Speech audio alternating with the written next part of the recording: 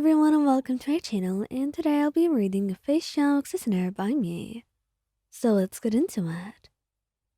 The battlefield was eerily quiet as the dust settled.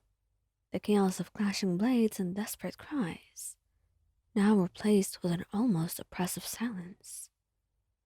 You pressed a hand against your side, feeling the warm, sticky blood seeping through your fingers. Every breath was a struggle, each one more labored than the last. The world around you blurred at the edges as you stumbled into a crumbled courtyard, collapsing against a stone pillar.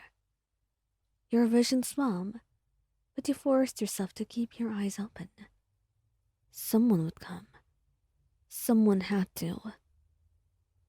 You just didn't expect it to be her. Why? Feixiao's voice was sharp, a mixture of panic and anger as it pierced through your haze.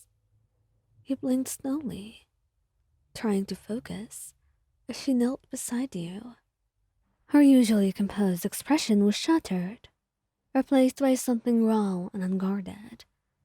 You shouldn't be here, you managed to rasp, coughing violently. The taste of copper filled your mouth, and Feixiao's face twisted in alarm as she caught sight of the blood trailing from your lips. Be quiet. Don't waste your energy, she commanded, her tone firm, but trembling at the edges. Her hands moved quickly, pressing against the wound on your side, and you winced, biting back a cry of pain. Even though her touch was careful, even though she was trying to be as gentle as possible, it still hurt. But she was desperate to stop the bleeding, to do anything to give you time, to save you. But to you, it all seemed like a hopeless endeavor. You're an idiot. Why did you go in alone? Why didn't you wait for me? She muttered, her voice tight, while you just chuckled weakly. I didn't want you to get hurt. I guess I was too much of a fool. You really are a fool. She snapped, but her voice broke halfway. Her eyes shimmered with unshed tears as she glanced around, searching for help. I'm getting you to a medic. Feixiao, don't. You started, but she cut you right off. Quiet. I won't lose you, and I won't let you give up on yourself right now, she hissed, slipping an arm around your shoulders and pulling you close. The pain in your side flared as she lifted you, but you bit your lip, refusing to cry out. You didn't want to worry her further. And as she carried both of you forward, staggering towards safety, you could feel every step and the way your strength was slipping away with them.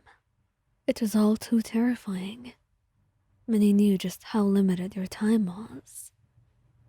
Feixiao, he whispered, your voice barely audible. She stopped, looking down at you. What is it?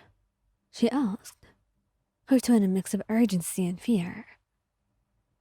I don't think I'm going to make it, you admitted, your chest tightening as the truth settled in, and you finally spit it out. Don't you dare say that. You're going to be fine. You have to be. She snapped, her voice cracking, and you could see just how much pain she was in. And you reached up, weakly brushing your bloodied hand against her cheek. I'm sorry. I really am. She froze, her breath hitching as she looked at you. Don't you dare apologize. You're not going to leave me. I won't allow you to. You tried to smile, but it came out as more of a grimace. I wanted to protect you. to keep you safe. You've already been through a lot, and I don't want to be more of a burden to you. And you think this is safe? You dying in my arms? How is this protecting me or anyone? She demanded, her voice rising, as so did her panic. And your hand fell limply to your side, and you exhaled shakily. I'm sorry, Feixiao. I just wanted you to be okay. And I wanted to do something for once without needing assistance. Her grip on you tightened for a moment, and she looked as if she might shatter. You promised me. You promised me you wouldn't do anything reckless. She whispered, her voice trembling, and you coughed again. The pain, almost unbearable, but her presence was enough to keep you grounded. Well, I guess I broke that promise. Stop talking. Save your strength. You're going to be fine.